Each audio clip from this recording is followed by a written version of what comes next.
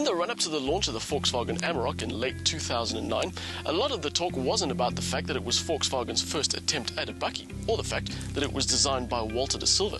A lot of the talk focused on speculation that it would be a bit soft, a big people's car that wouldn't be a very good work machine.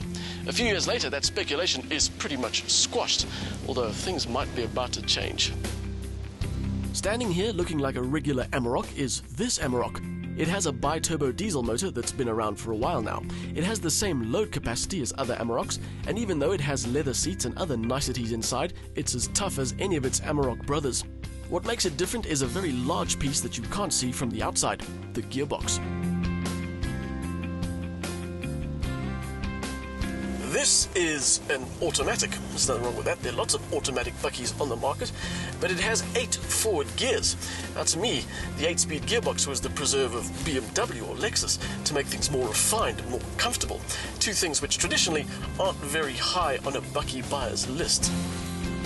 Besides claiming the right to say they were the first to do it, I can't really understand why VW would spend R&D time and money on developing an 8-speed gearbox for what is essentially a small truck. But then again, I'm not an engineering nerd, so while I try to figure it all out, let's look at the rest of this thing. For those of you that think the Amarok is a bit soft, well, you're right, in one particular area anyway. The interior, with its mix of familiar Volkswagen parts, high spec level and comfortable seats, means that this thing is as comfortable as anything designed to carry people instead of plant equipment. The Amarok with too many gears is only offered in Highline spec, which includes a radio and some added safety features like ESP and extra airbags. Optional extras in our test car include the leather seats, all-round park distance control, and the communication package, which gives you Bluetooth. The versatility isn't limited to the load box. For those times when your extra bit of cab in the back isn't being used to seat people, the bench seat can be folded up or down to create extra space.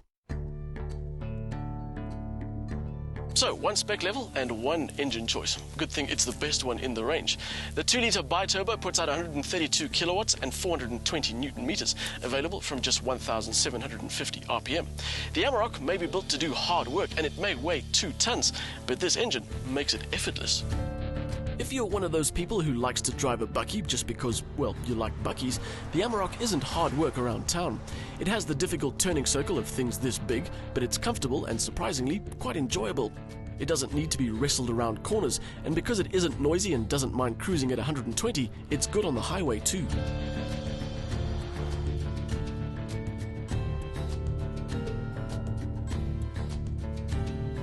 And that's what I thought the point of the 8-speed gearbox was, to make things more bearable on the open road, which, quite frankly, isn't where a bakkie should be spending its life. But it's got more advantages than just that. It's lighter and it's more efficient, so it saves you fuel.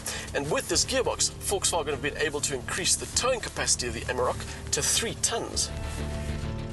So it's not taking anything away from the Amarok's toughness. If anything, it's improving it. The gearbox itself is a traditional torque converter auto rather than a dual clutch system, and one of VW's reasons for not chucking in the more modern variety is because it's more prone to slippage under load. So we've already seen that if you want this gearbox, the choice of things that come with it are limited. One spec level, one engine, and it's only available with 4Motion all-wheel drive. But if you want your money's worth, it really is the best option. With a good spread of gear ratios, it means the Amarok is always in its optimal torque range, and that makes things off-road a lot better. Although if you want proper terrain-conquering powers, you'll have to stick with the manual. This auto isn't available with low range. The only help you'll get in the dirt is the aforementioned permanent all-wheel drive, hill descent control, and an off-road ABS program.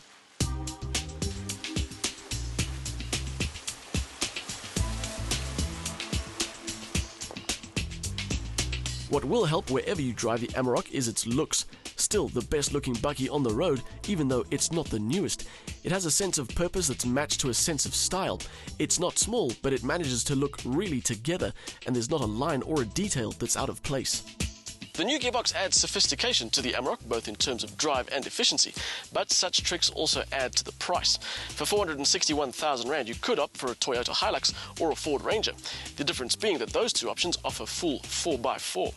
I still like the Amarok, and the smart gearbox adds something new, but that something isn't the capability of its competition.